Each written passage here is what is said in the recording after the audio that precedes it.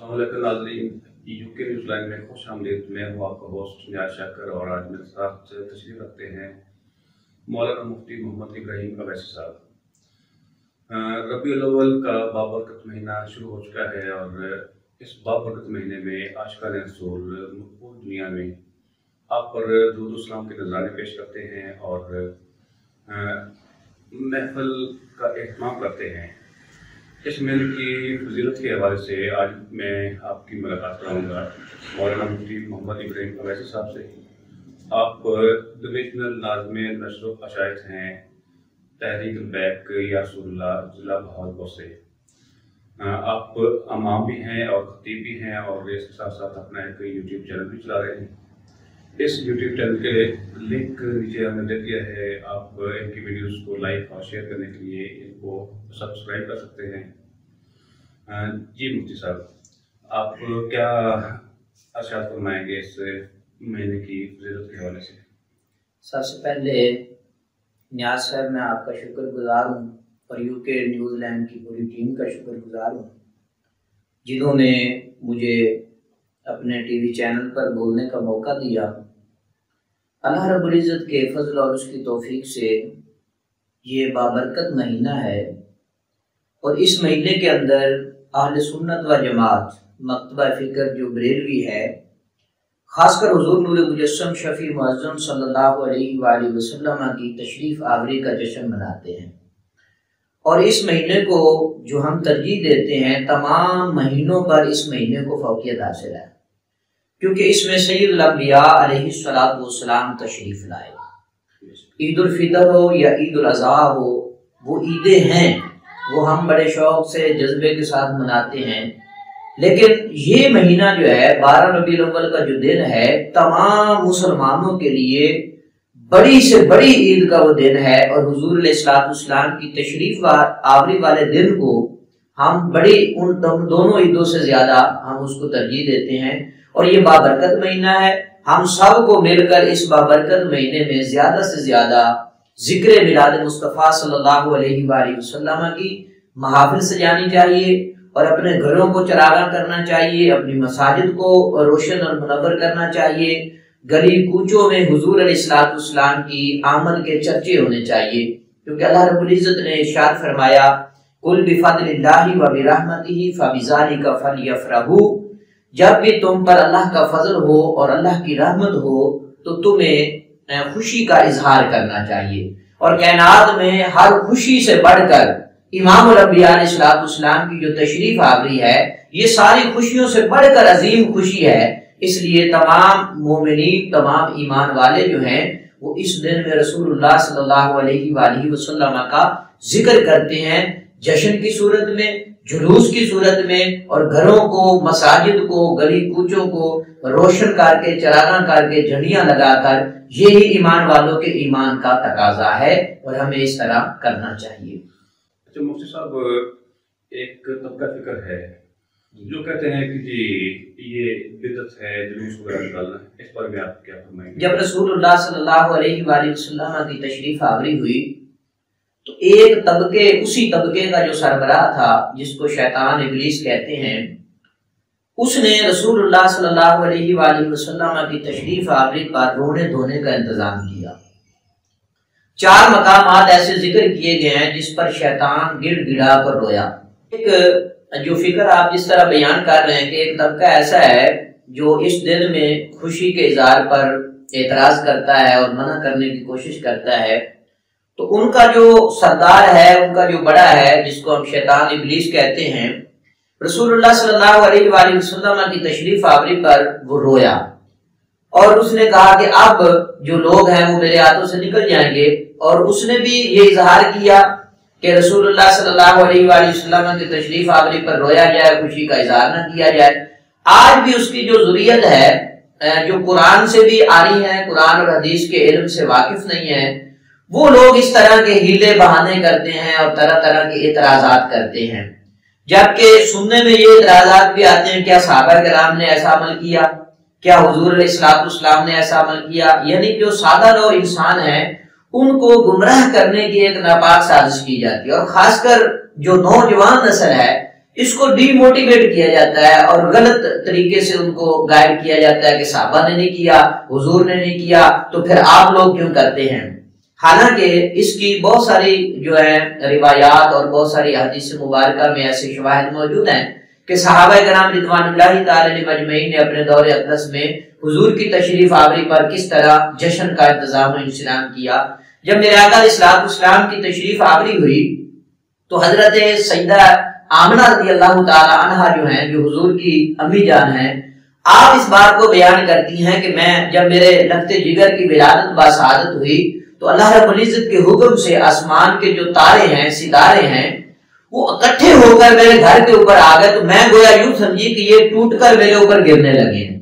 لیکن وہ گرنے والے نہیں تھے، بلکہ رسول اللہ صلی اللہ علیہ وآلہ وسلم کی تشریف آوری پر ایک جشن کا سما باندھنے کے لیے اللہ رب العزت کے اذن سے وہ تشریف لائے تھے۔ اور پھر اس دن میں جو انتظام و انصرام کیا جاتا ہے، اس پر جو اعتراض کرتے ہیں لوگ، یہ ان کے اعتراضات بے جا ہیں۔ ہر ایک چیز کا ثبوت جو ہے قرآن اور حدیث کے اندر موجود ہے۔ میرے آقا علیہ الصلوۃ والسلام کے بارے میں اللہ رب العزت نے واضح طور پر فرما دیا کہ جب تم پر اللہ کا فضل اور اس کی رحمت ہو تو پھر تمہیں خوشی کا اظہار کرنا چاہیے۔ ہم اللہ رب العزت کے فرمانے علی شان پہ عمل کرتے ہوئے خوشی کا انتظام و انصرام کرتے ہیں۔ رسول اللہ صلی اللہ علیہ وآلہ وسلم کی تشریف آوری پر حضرت سیدہ آمنہ رضی اللہ تعالیٰ عنہ بیان فرماتی ہیں کہ 3 جھنڈے جبریل امین لے کر آئے۔ ایک جھنڈا بیت اللہ کی چھت پر لگایا گیا، ایک مشرق میں لگایا گیا اور ایک مغرب میں لگایا گیا۔ آج جب ہماری نوجوان نسل سے یہ سوال کیا جاتا ہے کہ کیا حضور کی تشریف آوری پر جھنڈے لگائے گئے، اور پھر جواب بھی خود وہ دیتے ہیں کہ یہ جھنڈے نہیں لگائے گئے، لیکن رسول اللہ صلی اللہ علیہ وآلہ وسلم کی تشریف آوری پر اللہ رب العزت نے جھنڈوں کا انتظام و انصرام کیا، اور جبریل امین علیہ السلام جو ہے وہ جھنڈے لے کر آئے۔ ایک بیت اللہ شریف کی چھت پر لگایا، ایک مشرق میں اور ایک مغرب میں لگا کر یہ پیغام دیا کہ جب بھی میرے آقا علیہ السلام کی، جب بھی میرے محبوب علیہ السلام کی تشریف آوری ہو تو تم نے جھنڈے لگانے ہیں اور جھنڈوں کے ساتھ میرے محبوب کا استقبال کرنا ہے۔ اور پھر یہی نہیں، رسول اللہ صلی اللہ علیہ وآلہ وسلم جس دن حضور کی ولادت باسعادت ہوئی وہ سوموار کا دن تھا، پیر کا دن تھا۔ آقا علیہ الصلوۃ والسلام جب بھی آپ کی ظاہری حیات طیبہ میں یہ دن آیا تو حضور علیہ الصلوۃ والسلام نے اس دن کا روزہ رکھا اور تمام امت مسلمہ کو پیغام دیا کہ میرے اس یوم کو، جو میرا یوم میلاد ہے، اس کو تم نے اس انداز سے سیلیبریٹ کرنا ہے کہ جس طرح میں کر رہا ہوں، یعنی روزہ رکھ کر، اور ہر طرح سے تمام امت مسلمہ کو اجازت ہے کہ اس دن کو جس انداز سے بھی آپ سیلیبریٹ کرنا چاہیں تو کر سکتے ہیں۔ آج وہ لوگ جو اعتراض کرتے ہیں میرے آقا علیہ الصلوۃ والسلام کی تشریف آوری پر اور اس یوم پر جب ولادت باسعادت کے دن کو خوشی کا اظہار کیا جاتا ہے، حالانکہ وہی لوگ ہیں جو ہر سال جب ان کے بچوں کی برتھ ڈے آتی ہے تو اس پر کیک بھی کاٹتے ہیں اور اس طرح کے انتظام و انصرام کرتے ہیں۔ اچھا، اس پر تو فتوے نہیں لگائے جاتے ہیں، لیکن جب رسول اللہ صلی اللہ علیہ وآلہ وسلم کی تشریف آوری کا دن ہوتا ہے تو فتویٰ لگایا جاتا ہے۔ اسی طرح پاکستان میں ہم رہتے ہیں، ہم آزاد ملک میں رہتے ہیں، اسلامی جمہوریہ ملک میں رہتے ہیں، جب 14 اگست کا دن آتا ہے تو تمام امت مسلمہ بلکہ دیگر جو مذاہب سے تعلق رکھنے والے لوگ ہیں وہ اس دن کو سیلیبریٹ کرتے ہیں کہ یہ وہ دن ہے جس دن ہمیں آزادی ملی، جس دن ہم یہود و نصارہ سے الگ ہو کر ایک اپنے خطے میں رہنے کے قابل ہو گئے، تو اس آزادی کو لوگ سیلیبریٹ کرتے ہیں۔ اب جب رسول اللہ صلی اللہ علیہ وآلہ وسلم کی تشریف آوری ہوئی، لوگ کفر کی زندگی بسر کر رہے تھے، مشرکانہ زندگی بسر کر رہے تھے، تو جب انہیں کفر سے، شرک سے آزادی ملی اور دائرہ اسلام میں وہ لوگ داخل ہوئے تو اس دن کو کیوں نہ منایا جائے؟ یہی وہ عظیم دن ہے، یہی وہ خوشی کا دن ہے جس میں رسول اللہ صلی اللہ علیہ وآلہ وسلم کا ہمیں ذکر کرنا چاہیے۔ اور پھر حضور کی تشریف آوری پر صحابہ کرام رضوان اللہ تعالی علیہم اجمعین کے بہت سارے ایسے واقعات موجود ہیں۔ جب حضور مکہ المکرمہ سے مدینہ ہجرت کر کے گئے تو اس وقت مدینہ کے رہنے والے جو انصار تھے وہ ہر دن آتے حضور کے استقبال کے لیے، لیکن 15 سے 20 دن ان کو گزر گئے، وہ حضور کے استقبال میں انتظار کرتے اور چلے جاتے۔ ایک دن جب حضور کی تشریف آوری ہوئی تو وہ راہب جو اپنے ان پہاڑوں کے اندر بیٹھا عبادت کر رہا تھا تو اس نے پکار کر کہا کہ اے لوگوں، وہ ہستی تشریف لا چکی ہے جس کا تم بڑے دنوں سے انتظار کر رہے تھے۔ تو پھر وہی جو انصار تھے، مدینہ کے رہنے والے لوگ تھے، انہوں نے مسلم شریف کی حدیث ہے، حضرت براء بن عازب رضی اللہ تعالیٰ عنہ اس حدیث کے راوی ہیں، امام مسلم نے اپنی صحیح مسلم کے اندر اس حدیث مبارکہ کو نقل کیا کہ وہ سارے کے سارے لوگ جو ہیں وہ اپنے مکانوں کی چھتوں پر چڑھ گئے، خواتین اور مرد جو تھے وہ اپنے گھروں کی چھتوں کے اوپر چڑھ گئے. فصعد الرجال والنساء فوق البیوت تفرق الغلمان والخدم فی الطرق، جو نوکر چاکر تھے ان کے وہ گلی کوچوں میں گھومنے لگے. اور کس لیے؟ حضور علیہ السلام کی تشریف آوری پر حضور کا استقبال کرنے کے لیے. اور پھر وہ سارے کے سارے ایک ہی نعرہ لگا رہے تھے، ینادون یا محمد یا رسول اللہ، یا محمد یا رسول اللہ. آج بھی یہ صحیح مسلم شریف کے اندر حدیث موجود ہے. لیکن اگر کوئی کسی کے پاس علم نہیں، جو قرآن اور حدیث کا علم پڑھنا نہیں چاہتا، اس کو سمجھنا نہیں چاہتا، تو پھر اس میں اس کا قصور ہے، ہمارا نہیں ہے. ہم نے اس کو پڑھا ہے، صحابہ کرام کا یہ طرز عمل موجود ہے. اور پھر حضور کی جب تشریف آوری مکہ سے مدینہ کی طرف ہوئی تو ایک صحابی رسول جو پہلے دائرہ اسلام میں داخل نہیں ہوئے تھے، انعام کی غرض سے، لالچ کی غرض سے وہ حضور کے مقابلے میں آئے. جب حضور کے رخ انور کی زیارت کی تو دائرہ اسلام میں وہ داخل ہوئے، کلمہ پڑھ کر مسلمان. اور 70 سوار جو ان کے ساتھ تھے وہ بھی دائرہ اسلام میں داخل ہوئے. اور پھر انہوں نے اپنا امامہ پھاڑا، سیاہ رنگ کا امامہ تھا، اس کو نیزے کے اوپر لٹکایا اور پھر کہا کہ یا رسول اللہ، میں آپ سے اجازت طلب کرتا ہوں کہ میں آپ کے سامنے جھنڈا لہرانا چاہتا ہوں. اور پوری امت مسلمہ کو پیغام دیا کہ جب بھی حضور کی تشریف آ رہی ہو تو پھر گھبرانا نہیں ہے. پھر آپ نے جھنڈوں کے ساتھ حضور علیہ السلام کا استقبال کرنا ہے. ایک روایت وہ کہ جبریل امین جھنڈے لے کر آئے، وہ بھی ثابت ہے. اور یہ صحابی رسول حضرت بریدہ اسلمی رضی اللہ تعالیٰ عنہ جو ہے، یہ بھی جھنڈا لے کر حضور کے سامنے چلے اور حضور نے کوئی اعتراض نہیں کیا کہ میری تشریف آوری پر تم جھنڈا کیوں لہرا رہے. اور پھر اللہ رب العزت نے حضور کے لیے اس جلوس کا بھی انتظام و انصراف کیا کہ 70 لوگ جو ہے حضور کے مقابلے میں آئے، حضور کی مخالفت میں آئے، لیکن بعد میں وہ حضور کے ہاتھ پر کلمہ طیبہ پڑھ کر دائرہ اسلام میں داخل ہوئے اور ایک جلوس کی صورت میں مدینہ طیبہ کی سرزمین پہ داخل ہوئے. اور الحمدللہ حضور علیہ السلام کی تشریف آوری پر چراغاں کرنا، جھنڈیاں لگانا اور ذکر و اذکار کرنا اور حضور علیہ السلام کا نام اس میں گرامی لے کر حضور کے نام کے نعرے لگانا، حضور کی ولادت اور باسعادت پر خوشی کا اظہار کرنا،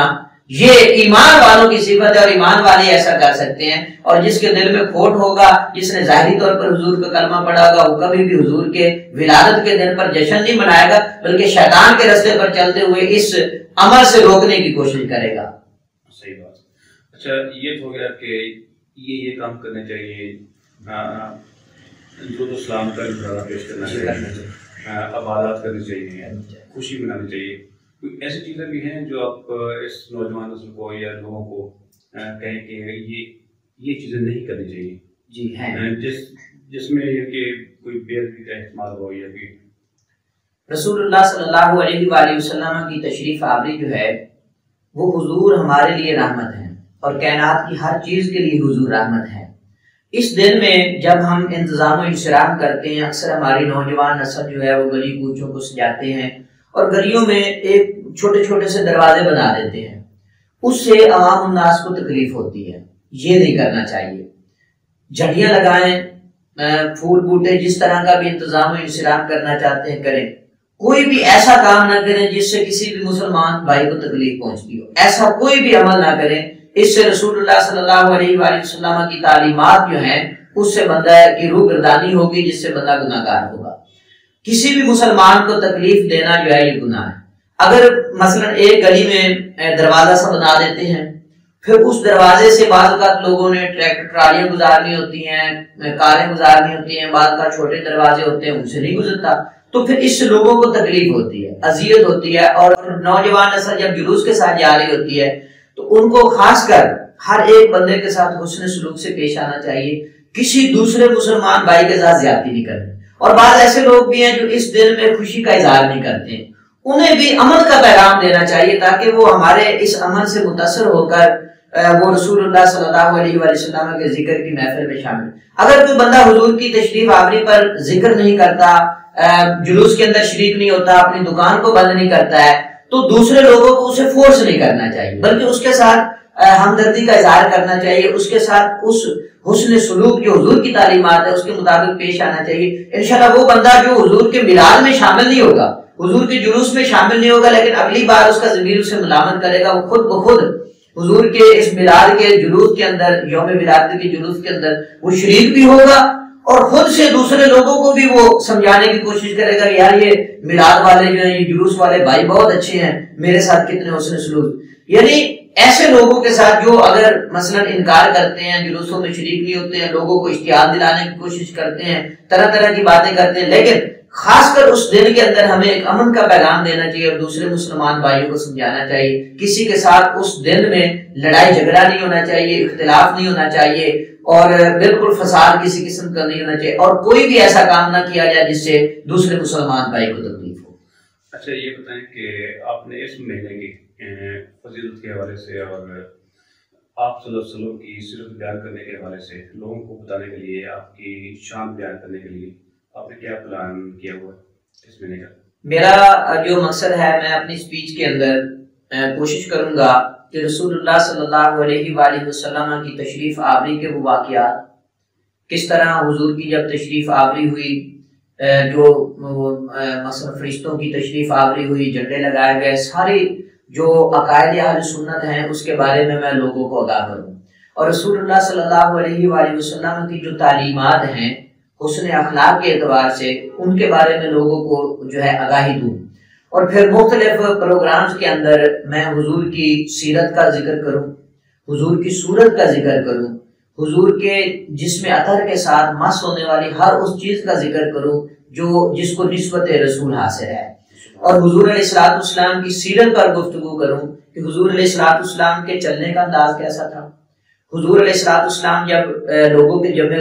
غفیر میں، صحابہ کرام کے جمع غفیر میں بیٹھ کر گفتگو فرماتے تھے تو حضور کا انداز کیسا ہوتا تھا، اور حضور کی بارگاہ میں اگر کوئی بھوکا پیاسا، کوئی ننگا، کوئی یعنی کہ غم زدہ، مصیبت زدہ، پریشان حال آ جاتا تھا تو حضور اس کے اوپر کس انداز سے شفقت فرمایا کرتے تھے، اور حضور کی بارگاہ میں اگر کوئی سائل آتا تھا تو حضور اس سائل کو کیسے عطا فرماتے تھے، آقا علیہ الصلوۃ والسلام کے اٹھنے بیٹھنے کا، آپ کی گفتگو کا، آپ کے کھانے پینے کا انداز کیسا۔ ہماری نوجوان نسل کو حضور کی تعلیمات اور حضور کی ہر سنت جو ہے ان کے سامنے رکھنے کی ضرورت ہے۔ ہماری محافل، ہمارے میلاد کی جو کانفرنسز ہوتی ہیں،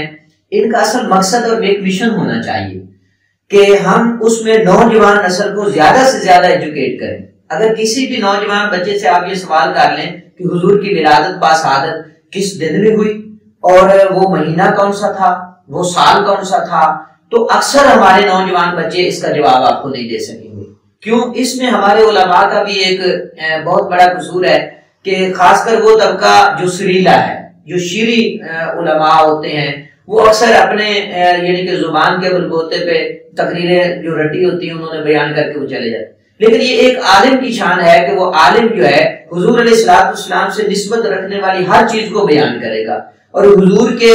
جو اوصاف حمیدہ ہیں، حضور علیہ الصلوۃ والسلام کی جو تعلیمات ہیں، ان کو ہمارے نوجوان نسل کے سامنے رکھنے کی ضرورت ہے، اور ایک ایک بچے کو طوطے کی طرح پڑھانے کی ضرورت ہے کہ حضور علیہ الصلوۃ والسلام کی تعلیمات کے مطابق چلیں۔ تو پھر مجھے نہیں لگتا کہ ہماری یہ نوجوان نسل جو ہے ٹک ٹاک پہ آ کر بے حیائی کرے، واٹس ایپ کے اوپر آ کر بے حیائی کرے، یا فیس بک کو اپنا سہارا بنائے۔ قطعاً ایسا نہیں ہوگا۔ جب بھی نوجوان بچوں کو ہم حضور کی تعلیمات کے مطابق اور اس خاص کر اس مہینے کے اندر ہم ایجوکیٹ کریں گے، اور انشاءاللہ یہ بچے جو ہیں عاشق رسول بنیں گے اور محب رسول بنیں گے انشاءاللہ۔ مفتی صاحب بہت شکریہ آپ کا، آپ نے بہت عالمانہ گفتگو کی، اور امید ہے کہ